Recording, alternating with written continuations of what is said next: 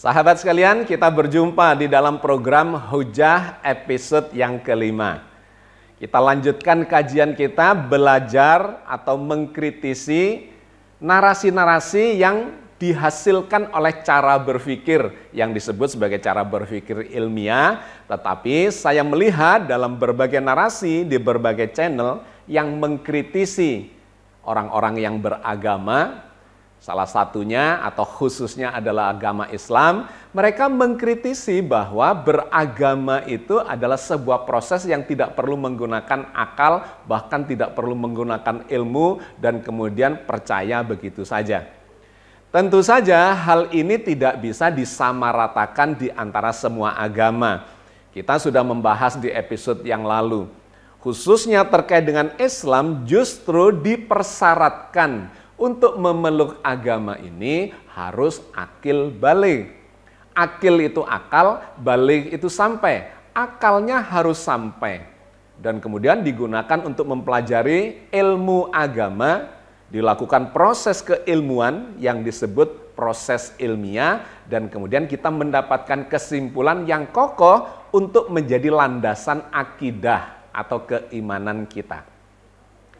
Hari ini saya ingin mengajak Anda melanjutkan untuk mengkritisi narasi-narasi yang muncul di sebuah channel Forbidden Question.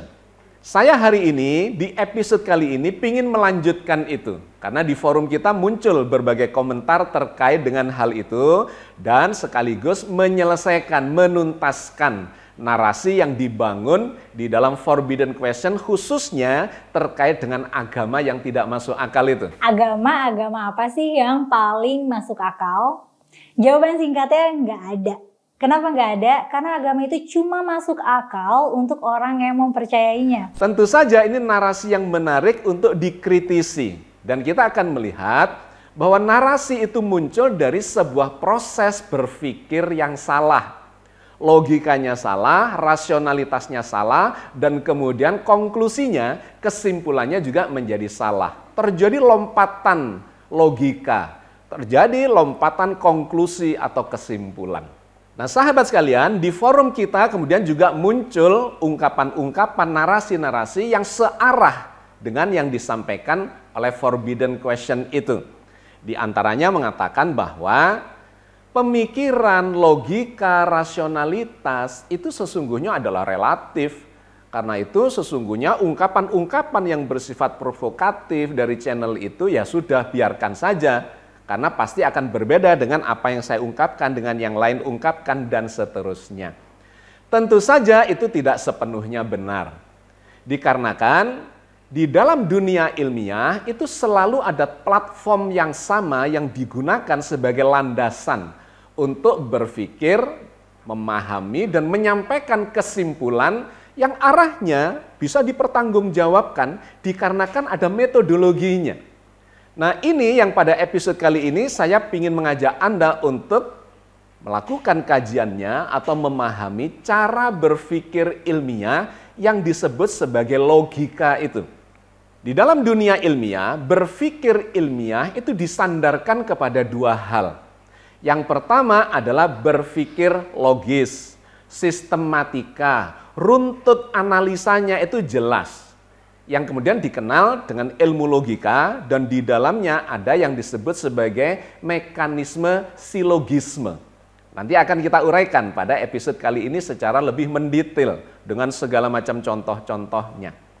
Dan yang kedua adalah pendekatan yang rasional.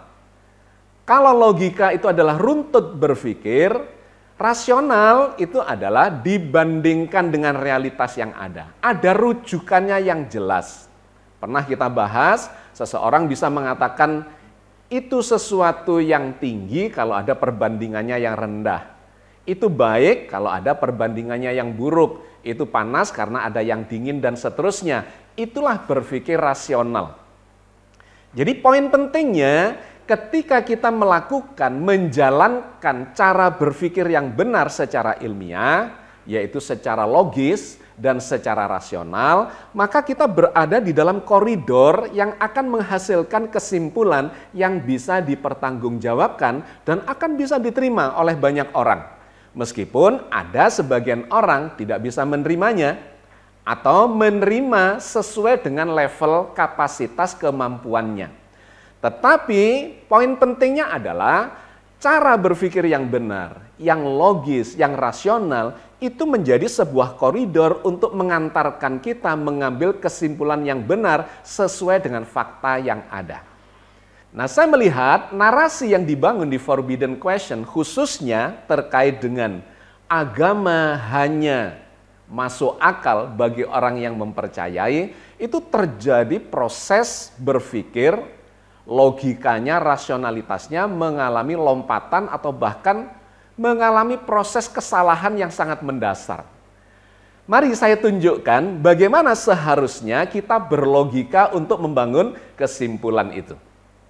Di dalam ilmu logika, untuk membangun sebuah kesimpulan yang benar, kita harus memiliki 3 langkah atau melakukan 3 langkah. Yang pertama adalah membuat premis mayor. Premis adalah satu asumsi yang dibangun dari fakta yang ada di sekitar kita. Yang kedua, kemudian memberikan premis minor. Asumsi yang lebih sempit ruang lingkupnya tetapi searah dengan asumsi yang pertama. Barulah yang ketiga kita bisa membangun kesimpulannya. Saya kasih contoh sederhana supaya kawan-kawan, sahabat semuanya bisa memahami apa yang saya maksudkan terkait dengan silogisme ini. Misalnya, kita ingin membangun kefahaman terkait dengan dunia binatang. Saya bisa membuat premis mayor yang pertama begini. Binatang adalah makhluk yang bergerak. Itu premis mayornya atau fakta pertamanya. Apakah benar? Tentu saja benar. Binatang adalah makhluk yang bergerak. Premis minornya atau fakta keduanya yang lingkupnya lebih kecil dari itu adalah ayam adalah makhluk yang bergerak. Apakah benar? Tentu saja benar. Kita bisa melihat di sekitar kita. Maka kesimpulannya ayam adalah binatang. Anda tidak bisa membantah kesimpulan ini dikarenakan silogismenya. Proses untuk membangun kesimpulannya berjalan di dalam koridor yang logis. Ilmu logikanya berjalan, silogismenya berjalan bahwa binatang adalah makhluk yang bergerak, ayam itu bisa bergerak, maka ayam adalah binatang. Ya, itu contoh yang pertama. Contoh yang kedua supaya lebih jelas lagi. Terkait dengan matahari misalnya. Saya bisa membuat premis yang pertama sesuai dengan fakta. Matahari terbit dan tenggelam. Apakah benar? Benar. Premis minornya atau premis keduanya, saat maghrib matahari tidak kelihatan. Maka kesimpulannya apa? Kesimpulannya saat maghrib matahari sudah tenggelam. Anda tidak bisa membantah kesimpulan ini dikarenakan logikanya, alur logikanya atau silogismenya berjalan dengan baik. Yang ketiga misalnya, saya membuat premis mayornya adalah karnivora adalah binatang pemakan daging.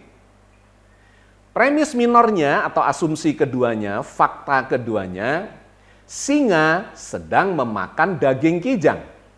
Maka kesimpulannya sangat jelas, singa adalah karnivora.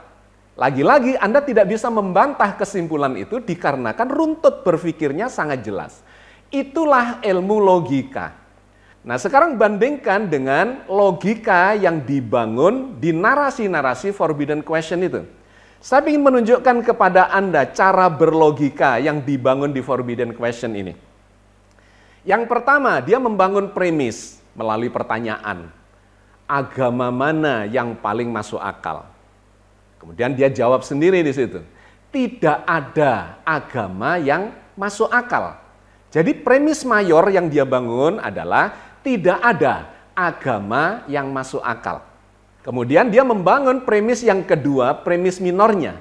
Agama cuma masuk akal bagi orang yang mempercayainya. Lantas dibangun kesimpulan. Menurut Anda apa kesimpulan yang benar? Kesimpulannya kacau.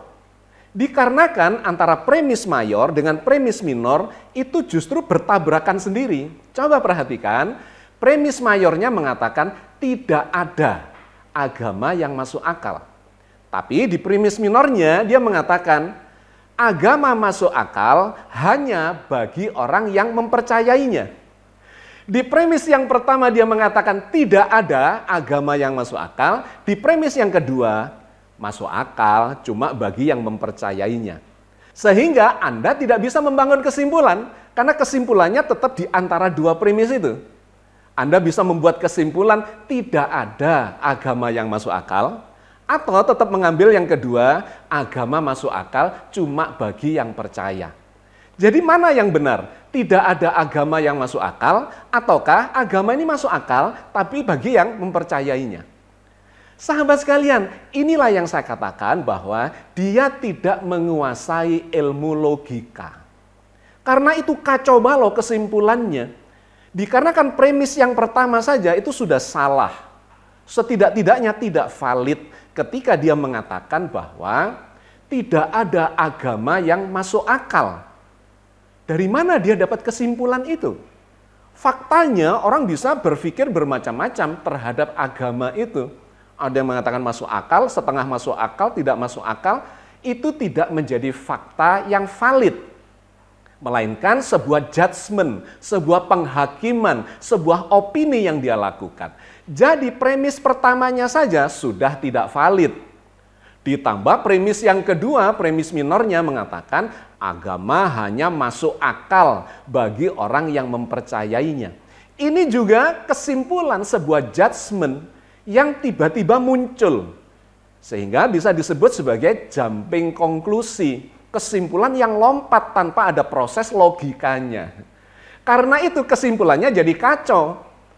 Orang tetap bisa memilih agama ini tidak ada yang masuk akal atau masuk akal bagi yang mempercayainya. Ya sahabat sekalian, saya ingin menunjukkan kepada Anda tidak sedang menjudge atau mengkritisi orangnya, melainkan kita mengkritisi cara berpikirnya yang salah sehingga kesimpulannya menjadi salah atau tidak menentu. Semestinya kalau dia mau berpikir secara logika yang valid, dia membuat premisnya begini. Premis mayornya adalah agama dipercaya oleh pemeluknya. Benar apa tidak? Tentu saja benar, itu fakta. Fakta pertama. Fakta yang kedua, premis minornya adalah percaya itu bisa menggunakan akal atau tidak menggunakan akal. Apakah itu benar? Tentu saja benar. Itu adalah fakta, premis minor. Maka kesimpulannya adalah pemeluk agama ada yang menggunakan akal dan ada yang tidak menggunakan akal. Apakah benar? Tentu saja benar. Ada orang beragama tidak pakai akal, nggak pakai mikir, percaya saja. Itu bisa terjadi. Tetapi sebaliknya ada orang beragama dengan menggunakan pikirannya, menggunakan akal kecerdasannya, dan kemudian baru memilih agama itu ketika dia melakukan pilihan. Nah, ketika kita melakukan cara berpikir yang logis, sistematis, runtut, maka kita akan mendapatkan kesimpulan yang benar. Tetapi ketika berpikirnya lompat-lompat, tidak logis, premisnya sudah nggak valid, mayor maupun minornya, maka kesimpulannya juga akan menjadi salah. Nah sahabat sekalian, di dalam Islam itu digambarkan memang ada orang yang beragama tidak dengan menggunakan akalnya. Tetapi Al-Quran, Islam ini mengajarkan kepada kita agar beragama itu menggunakan akal sehat kita. Misalnya yang disampaikan Allah di dalam surat Al-Baqarah ayat 269. Yu'til hikmata may yasha. Wa may yu'tal hikmata faqad utiya khairan katsira wa ma yadzakkaru illa ulul albab. Allah menganugerahkan hikmah, kefahaman yang mendalam kepada siapa yang dikehendakinya. Dan barang siapa dianugerahi hikmah, dia benar-benar telah dianugerahi karunia yang banyak. Dan hanya orang-orang yang berakal yang dapat mengambil pelajaran dari agama ini. Wa ma yadzakkaru illa ulul albab. Dan tidak bisa mengambil pelajaran dari agama ini kecuali orang-orang yang menggunakan akalnya. Sahabat sekalian, mudah-mudahan sedikit yang kita bahas ini memberikan progres pemahaman terkait dengan bagaimana cara kita menggunakan akal sehat kita, bagaimana cara berpikir, kemudian kita mendapatkan kesimpulan yang bisa dipertanggungjawabkan, jelas sesuai dengan fakta yang ada di sekitar kita.